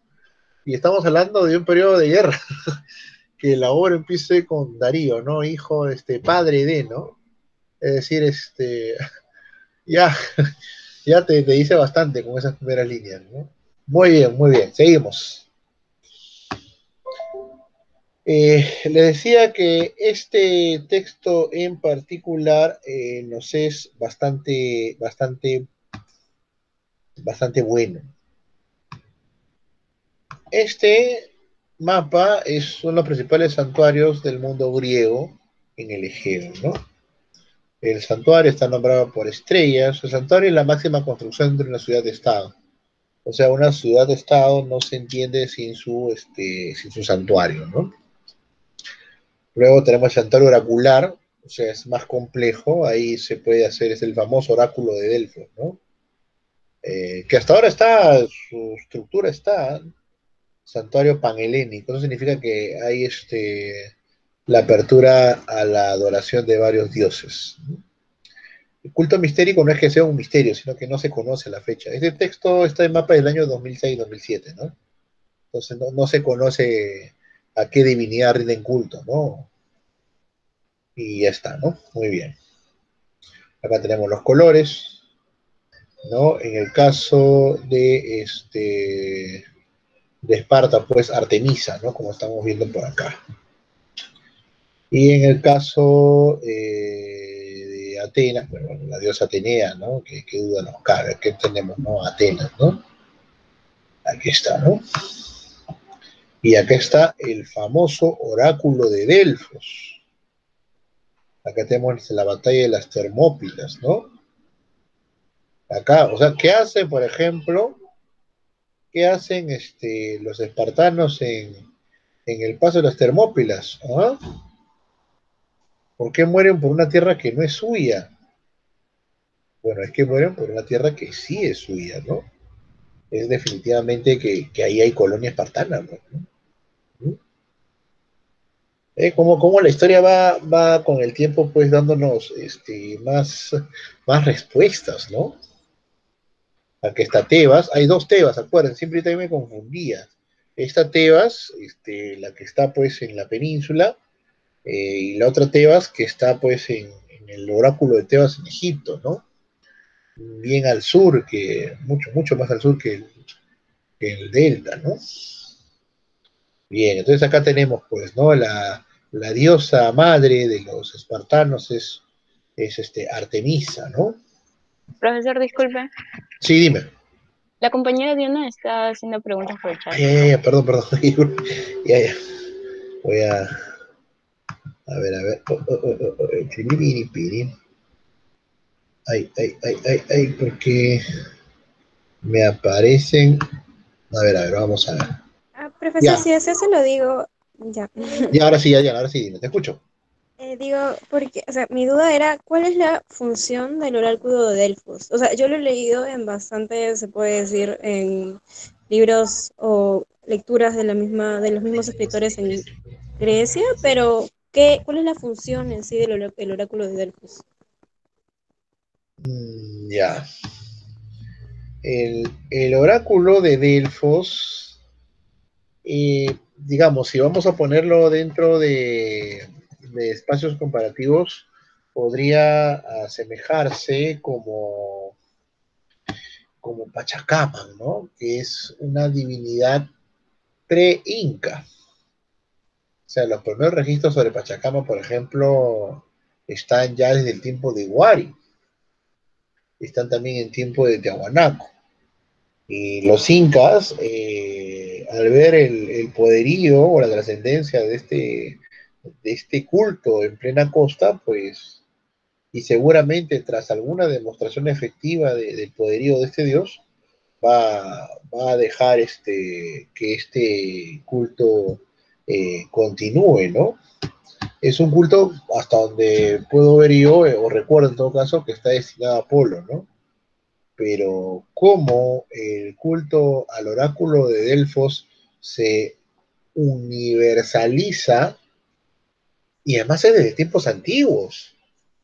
O sea, el oráculo de Delfos tiene una antigüedad casi homérica, ¿no? O sea, Claro, no, Homero habla de él en sus obras, en no, algunas obras. claro, o sea, cómo cómo este culto puede trascender durante siglos, ¿no? O sea, hay algo allí bastante especial, ¿no? Eh, Creo yo que tal vez, esto es ya una opinión de lectura, por un lado, pudo haber tenido una función de lectura del clima, ¿no? Porque estamos hablando de estos inicios como del siglo VIII, siglo IX antes de Cristo, ¿no? Entonces, de alguna manera, las personas que están dedicadas a este templo tienen esa potestad de ser muy certeros en el tema del manejo del clima, y quien maneja el clima, pues maneja el tema de cosechas, maneja el tema de los vientos, maneja el tema de los mares, maneja el tema del comercio, ¿no? Pero eso en un inicio, eso es válido, digamos, para un mundo antiguo clásico, Egipto, persas, ¿no? Pero ¿qué le permite al oráculo de Delfos continuar? Porque ellos continúan hasta inclusive los tiempos de la toma de la ciudad por los ejércitos romanos después de las guerras mitriádicas, ¿no? Entonces, ¿qué le permite pues al oráculo de Delfos sobrevivir cerca de 8 siglos? O sea, recién con la llegada de los romanos es como Delfos va a tomar un cariz a una importancia cada vez menor. O sea, mantuvo una hegemonía aún trascendente a la existencia propia de Atenas y de Esparta y de otras ciudades-estado. ¿Qué le permitió? Bueno, yo creo que la respuesta que en parte hemos dado se puede concretar con que fue la única ciudad-estado dedicada exclusivamente al culto. O sea, tanto Licurgo en Esparta como Solón en Atenas procuraron cortar el vínculo con el clero, dando potestades de adoración turnada a los ciudadanos, ¿no? O sea, esa fue la forma inteligentísima de ambos grandes dirigentes y grandes poetas también, de romper el clero, ¿no? Porque sabían que si este poder se acentuaba iba a representar un gran problema luego, ¿no? Entonces, ¿cómo lo rompen ellos? Turnándolos. Pero en Delfo no sucede eso. En Delfo más bien desde el hombre más pobrecito que podía donar un par de palomas hasta el más rico que podía inclusive entrar al mismo santuario de Apolo e inclusive hablar con representantes, ¿no? Recuerden ustedes, por ejemplo, la consulta de Delfos antes de su gran viaje a Asia por parte de Alejandro Magno, ¿no? Entonces, y de los grandes generales, solamente los más importantes podían hablar con representantes del dios Apolo, ubicados pues en este consultorio divino, digámoslo así, ¿no? La respuesta, y para mí es una hipótesis, es que durante los primeros siglos van a dar una presencia principalmente a través del certero análisis del tiempo, del clima. Pero ese es válido los 2, 3 primeros siglos, ¿no? O sea, siglo IX, siglo VIII, siglo VII, ¿no? A partir del siglo VI, siglo V, la especialización que van a tener ellos para formarse, o tal vez uno de los pocos cleros constantes, y con ello también estamos hablando pues de una especie de egiptización, ¿no? de la zona griega, ¿no? Que le va a permitir a ellos pues vivir mucho o existir como vínculo social, político de mucho respeto y de mucha raigambre, ¿no? Por ahí podría tenerlo yo, estimada Diana. Muchas gracias, profesor. No, gracias a ti más bien.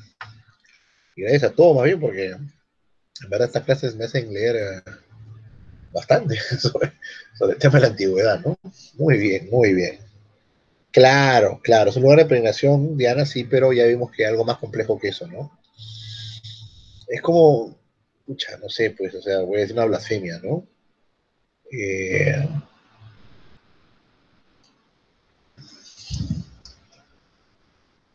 O sea, el señor Lamilaro sigue, ¿no? La oración que todo el mundo tenemos, con respeto, bueno, en todo caso el mundo creyente, ¿no? Y han pasado siglos. A ver, ese es el siglo XVII, XVII, XVIII, XIX, XX, vamos a ser el XXI, o sea, vamos 5 siglos. El oráculo de Delfos sobrevive aproximadamente 8. Así que por ahí va, o sea, no está muy lejos. Por eso digo, ¿no? Qué bueno que hemos cogido la antigüedad por la religiosidad, porque de otra manera sería un poquito más complejo, ¿no? La explicación y sustento, no solamente el oráculo de Delfos, ¿no? Sino gran parte de la viabilidad de la antigüedad, ¿no? Interesante. Muy bien. Seguimos. Esta lectura es muy potente, ¿eh? Esta lectura en verdad, alguien por ahí, de repente, bueno, no, porque ya el viernes tiene su examen. Repito, ¿va?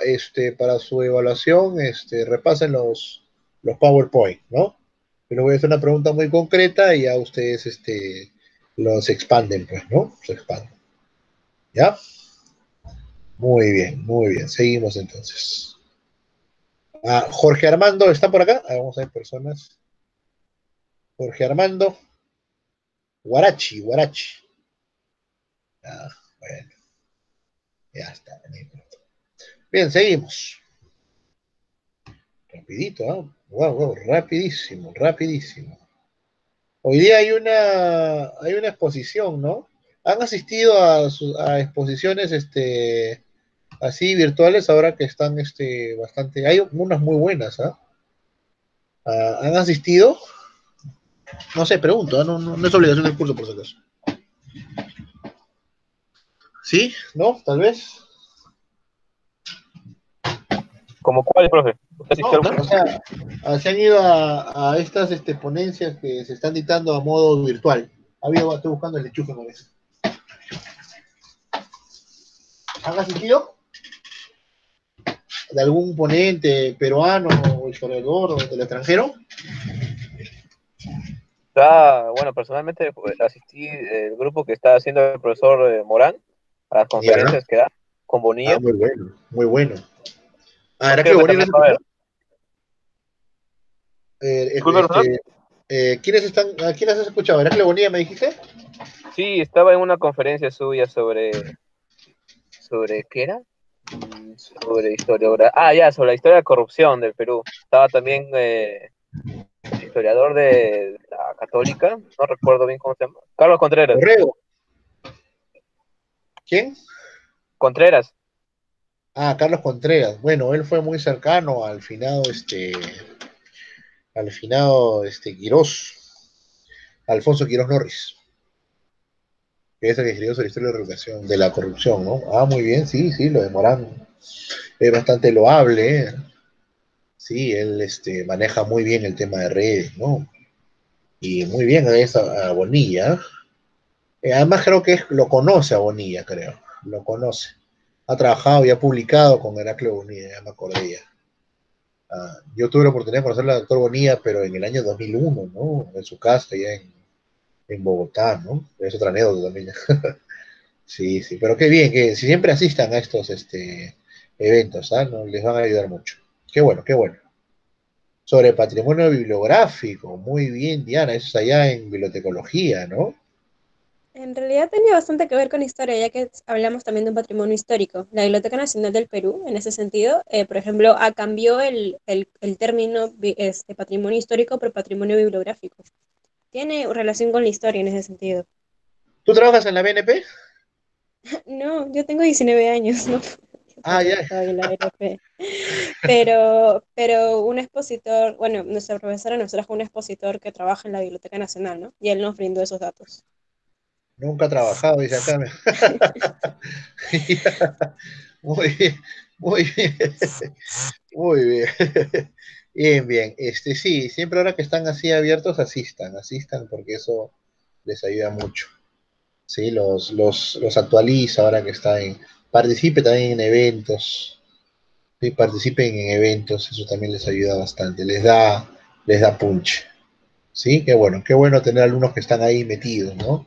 En su área, en su especialidad, la bibliografía, en el mundo académico. Eso es importante. Muy bien, seguimos jóvenes, seguimos. Acá está. Vamos a compartir, perdón. Primero vamos a compartir. Ya, a ver, vamos a compartir. Comparte. Ya, listo. Vamos a agrandar. Profesor, Dime, maestro, dime, te escucho. disculpe, me voy a tener que retirar en su clase porque ahorita estoy en la calle y no voy a poder intervenir ni escuchar muy bien. Ya, no, Bruno, estás en la calle, no, apaga nomás, ya tú asististe así porque hasta te pueden robar el celular, ¿ah? No, y ahí nomás quédate. Un gusto. Gracias, profe. Sí, no, además llevo a acabar ya. Sí, listo, 10 minutos más y ya no te preocupes, no te pierdes mucha. Sí, es importante siempre porque a veces portar el celular, esta desgracia que sucedió hace 2 días, ¿no? Con este señor de 40 años, ¿no? Bien, voy a avanzar un poquito más y ya nos estamos viendo Por favor, sí tomen sus precauciones para el día del examen, ¿ya? Si van a una cabina, ¿no? Por favor, ¿ya? Antes de que... Sí, en una cabina tranquilamente pueden dar ustedes su examen. Sí, jóvenes, yo voy a estar ahí. El examen dura de 4 a 6. A las 6 termina. ¿Ya? Por favor. Siempre es muy bueno tomar las consideraciones del caso. ¿Ya? No hay fecha posterior, ¿ah? Salvo, como les digo, como ya le comuniqué anteriormente, ¿no? Que documentalmente me sustente, ¿no? Me sustenta, entonces ahí se podemos conversar, ¿no? Pero de otra forma, no, yo... Y claro, les hago otro distinto, pues, ¿no? No para nada el mismo, pues, ¿ya? Ya vamos a avanzar dos diapositivas más entonces y vamos a terminar ya. Hay elementos comunes, ¿no? Primero, que hay una clasificación del sujeto a cuadro se da, o sea, eso se dio en Delfos, no en Delos, ¿eh? Perdón, no, ¿qué estoy hablando? En Corinto, en Atenas, en Esparta, ¿no? Dos, el tránsito de ciertos rituales mágicos divinos, que algunos lamentablemente no tenemos ya la comunicación, ¿no? O haría falta revisar mayor bibliografía al respecto. Y tres, hay un férreo control del Estado, ¿no? Salvo Delfos, ¿no? Delfos, prácticamente, Delfos es una ciudad-estado religiosa. Eso por favor, subrayenlo. Delfos no pertenece a Atenas. Delfos no pertenece a Esparta. Delfos no pertenece a Corintos. Delfos no pertenece a Lesbos. Delfos no pertenece a nadie. Es una ciudad, estado religiosa. ¿Ah? Entonces pregunto, ¿dejaron los griegos de ser religiosos del todo? No lo dejaron de ser. Una vez cumplieron los 30 años, no haber muerto en batalla, se tomaba ya la plenitud participativa en las distintas instituciones de gobierno espartanos. O sea, una vez que ya se cumplieron los 30 años, y si no había muerto en batalla, recién ahí podías ingresar a plenitud a ser partícipe en las distintas instituciones del gobierno de Esparta. Recién ahí entrabas como oblita, o en otras palabras, entrabas ya como soldado pleno y con derecho inclusive a tener ejército, a ser brigadier, como se en términos actuales, ¿no? Luego de la guerra podías, pues, presentarte inclusive en distintas magistraturas, ¿no? La Semodonia es la forma griega de decir Esparta, ¿no? El valle de las Sedemonias. Podías contraer matrimonio, podías exigir ese lote de tierra que se te había designado desde tu nacimiento.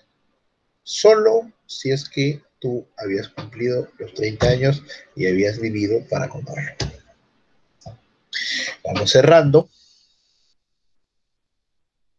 Acá vamos a ver la segunda parte de ¿no? Acá está Troya, Pérgamo, ¿no? Otra vez, o sea, cada ciudad tiene sus dioses. Por eso esa pregunta que fue muy, muy oportuna, la de Diana, nuestra colega, ¿no? ¿Cómo se puede entender la enorme divinidad? Y es que no a todos los dioses se les presentaba oración, pues. No había rezo para todos los dioses. No había templo para todos los dioses. Cada ciudad tenía su dios representante que tomaba de por sí también la protección con el nombre de la ciudad. O sea, por ejemplo, ¿no? El caso de, por ejemplo, de Artemisa Claros o Artemisa Didima, ¿no? O sea, uno puede decir inclusive, no, pero es la misma diosa madre, Artemisa, ¿no? La guerrera, ¿no? O sea, toman características distintas a pesar de tener el mismo nombre, ¿no? Es como decir el Señor Cristo, ¿no? Cristo de Huamantanga, el Cristo de Atocha en España, o el Cristo de San Petersburgo, ¿no? O sea, no, sí, la misma figura, sí, pero hay una contextualización bastante rica en cada una de estas ciudades, ¿no? O de cómo es aceptado, o de cómo se transforma en patrono de, ¿no? La cripteia. Y esto, pues, bueno, vamos a hablarlo rápido. Es el asesinato ritual de un esclavo íglota por parte de un aspirante a ciudadano espartano. O sea, esta era la parte final, a la cual, como bien dice el autor, no todos iban, ¿no? No todos. ¿No? O sea, el asesinato ritual. Algunos autores les ponen como de un modo represión selectivo, o sea, se asesinaba a determinados personajes, ¿no? A los sediciosos, ¿no? Al margen de esta cripteia, que de alguna manera institucionaliza más que la muerte, el poder de los espartiatas sobre los ílotas. Ellos también había el derecho a la mesa de confraternidad de los espartiatas, ¿no? A pleno derecho. Fortalece su lazo de unión, obligándose aún a cada asistente a la parte de alimentación o aportación económica, o como decimos nosotros comúnmente, a la chancha, ¿no? No, ahí no hay nada que hoy no me alcanza, después les doy, ¿no? Acá si no estás en la chancha, no, bueno, la forma antigua, como se decía, no sé cómo se dirá ahora, ¿no? A ver si me actualizan en la jerga, ¿no? La socialización como regla de homogenización. Había excepciones, si es que el mismo se encontraba de cacería o realizando rituales religiosos, se podía sexualizar. O sea, una vez que eras homoyo, una vez que estabas reconocido como un ciudadano de Esparta, tenías que cumplir con las diversas, no solamente designaciones institucionales que te tocaba trabajar, sino también, por ejemplo, ser partícipe de estos agasajos, ¿no? Primero porque esto era una forma de inserción de la social del individuo, ¿no? Y es más, o sea, podías estar, si estabas en un tema de ritual religioso, podías exceptuarte, pero no te aceptabas del pago. Por supuesto, todo invitaba a la moderación por parte de los nuevos ciudadanos. Si había alguna, se tenía la costumbre de invitar a esclavos ílotas, ¿no? Pero para la risa, para la burla, ¿no? Se les invitaba a beber estos ílotas, pues, para ver cómo se portaban, ¿no? Miren ellos cómo son salvajes, ¿no? Nosotros tenemos que guardar la moderación. Y exponiendo así la clara superioridad moral y social frente a otros miembros de la sociedad espartana. Vamos a cerrar con esto. ¿Sí? En el caso de la polis ateniense, la política de la eunomia. Eunomia es disciplina en romano. Consistió públicamente en frenar las acciones políticas o públicas de los aristócratas. Ellos se alcanzó temporalmente con Solón. ¿Cómo lograron establecer una continuidad sin divinidades supremas estatales? Con eso cerramos la separata de hoy, ¿no? ¿Cómo logras un Estado para que sobreviva 3 o 4 siglos sin que haya una administración religiosa estable por medio? Y ahí cerramos. ¿Cómo lo hicieron, no? Los egipcios no pudieron salir de ellos, los persas tampoco. ¿Cómo lo hicieron los griegos entonces? ¿Ah? Aquí está la respuesta. Turnándose en la administración de su culto. Bingo. Bingo. No hay más secreto. Increíble, ¿no? O sea, es un acto que uno puede decir, ¿qué? ¿Pero eso nomás, profesor? Sí, pero para llegar a eso nomás, un par de siglos, ¿no? Tanto en Esparta como en Atenas, ¿eh? Tanto en Esparta como en Atenas, salvo la ciudad-estado religiosa ¿no? Del oráculo, ¿no? Y por supuesto, se turnaban en lo religioso, mira, se turnaban en la administración de la justicia cívico y se turnaban en lo militar. Eso no pudo haber sucedido nunca en Egipto, nunca, en el Egipto antiguo, ¿no? Ni en los persas, ¿no? No se pudo, ¿no? El trasfondo de la reforma de Solón, y aquí cerramos, suprimir el derecho de los padres sobre la vida de los hijos. Interesante, aquí el rol de la polis fue decisivo. Promulgación del derecho a la herencia solo de los hijos naturales, léase los nacidos en Atenas. Qué gran problema habrá sido para los soldados tener hijos. Yo creo que por eso, vamos a hablarlo en cristiano, tuvo muchos problemas, o mejor resultaba el asesinato de Alejandro Magno allá en Babilonia, ¿eh? Porque con los hijos que tenía allá, con los hijos que tenía en Egipto, con los hijos que tenía, iba a haber algunos serios problemas, ¿eh? Muy serios problemas. Tenían derecho, ¿no? Los hijos del gran conquistador Alejandro Magno que nacieron fuera de Macedonia. Un problemón, ¿no? Eso al menos en Atenas Solón pudo darle alguna solución, ¿no? Y por supuesto, los hijos, como eran propiedad de los padres, podían venderse, ¿no? A otros interesados. Bueno, eso también lo cerró Solón, ¿no? Pero sobre todo dándoles, pues, funciones dentro de la polis ateniense, ¿no? Bien, jóvenes. Eh, ¿Alguna pregunta?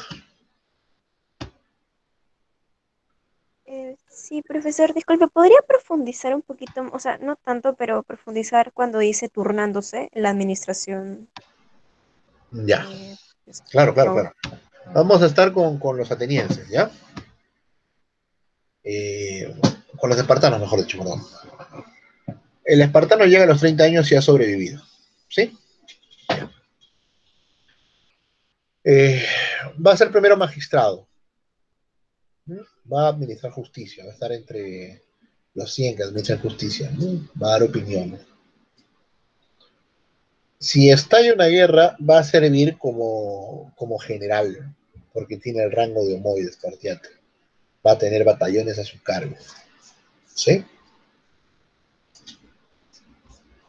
Si vuelve de la guerra, va a seguir teniendo otros cargos, y entre esos cargos va a tener también en algún momento la administración de algunos espacios de culto. Puede estar pues 3, 4, 5, 6 años, ¿no? Y finalmente pues ya cuando es un anciano venerable de 50 o 60 años, pues puede pasar a recibir un poco los estipendios que el Estado espartiata le puede designar, ¿no? Realmente a los mayores les daban ya cargos como de arcontes, ¿no? O sea, ya lo más selecto, ¿no? Lo más de jueces supremos, digámoslo así, ¿no? Para no generar conflicto con los términos, ¿no? Entonces, por ahí va el tema de la rotación. O sea, rota en los ámbitos legislativos, rota en los ámbitos militares, rota en los ámbitos eclesiásticos. No forma un culto especializado, como si era, por ejemplo, el caso del oráculo. Profesor, Sí, entonces, respecto a lo que usted me dice, nos comenta sobre cómo se turnaban, o sea, ¿cualquiera espartano podría ser parte del gobierno o solo una, por así decirlo? Bueno, yo creo que ya, digamos, Atenas era una polis ya dividida, ¿no? Entre clases, o era solo la clase dominante la que se turnaba, o podía hacerlo todos. ya. Ah, la generalidad del caso espartano resulta válida también para el propio sistema ateniense, para nuestras ciudades-estado, las poligriegas, ¿ah? En otras palabras, recuerda que la tasa de mortalidad en estas ciudades es bastante alta. Si no morían en batalla, morían por enfermedad, ¿no? El caso mismo de Pericles, que muere por la gran peste Atenas, ¿no? Y este hombre había participado en grandes batallas en las últimas etapas de la guerra contra los persas, ¿no? Entonces, más que clases superiores, que sí, evidentemente ahí tienes razón, se evidencian más en la polis ateniense, se trata de un turnarse con los distintos habitantes que tienen la potestad de ser reconocidos como ciudadanos por sus polis, ¿sí? O sea, todo aquel reconocido por un ciudadano va a ejercer un cargo. Y ahí, por supuesto, sí podríamos decir que este ejercicio es por esta élite ciudadana, ¿no? Va a suceder con los espartanos, con los espartiatas, los homoios, ¿no? Pues ellos, por ejemplo, pues van a poder acceder, ¿no? Pero cuando estalla una guerra y estas guerras son constantes, muchos de ellos van a dejar su vida en batalla, ¿no?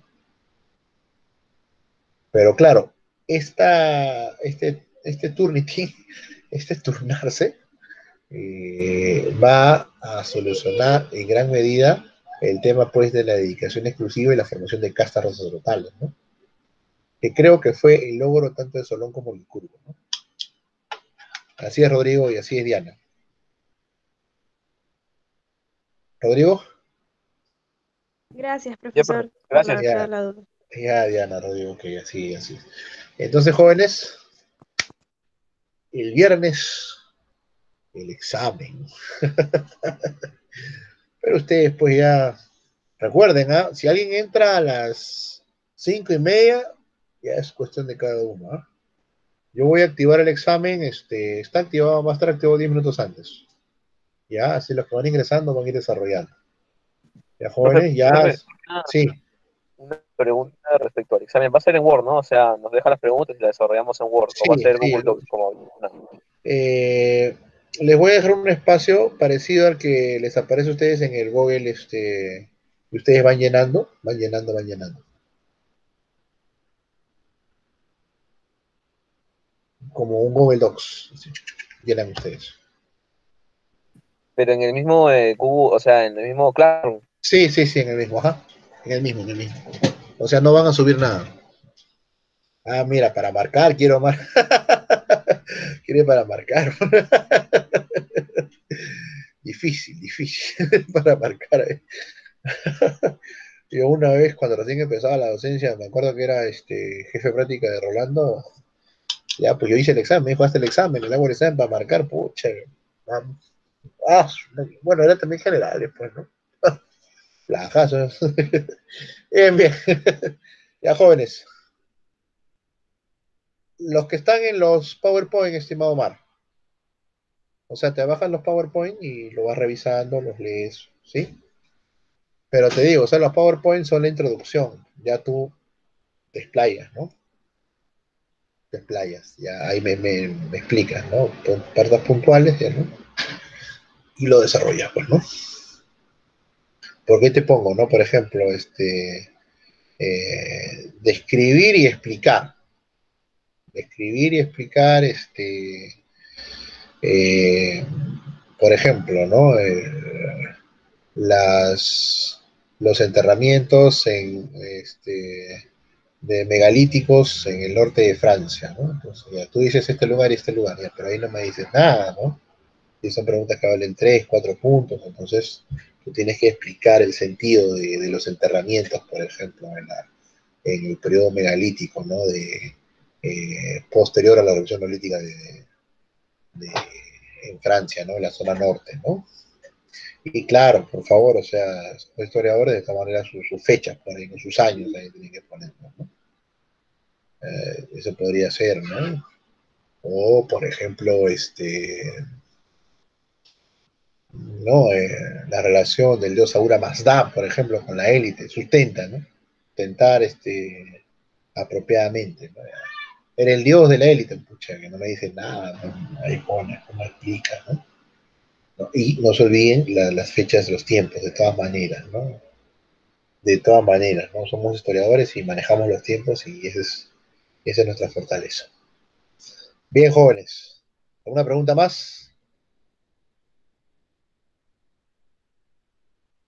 Listo.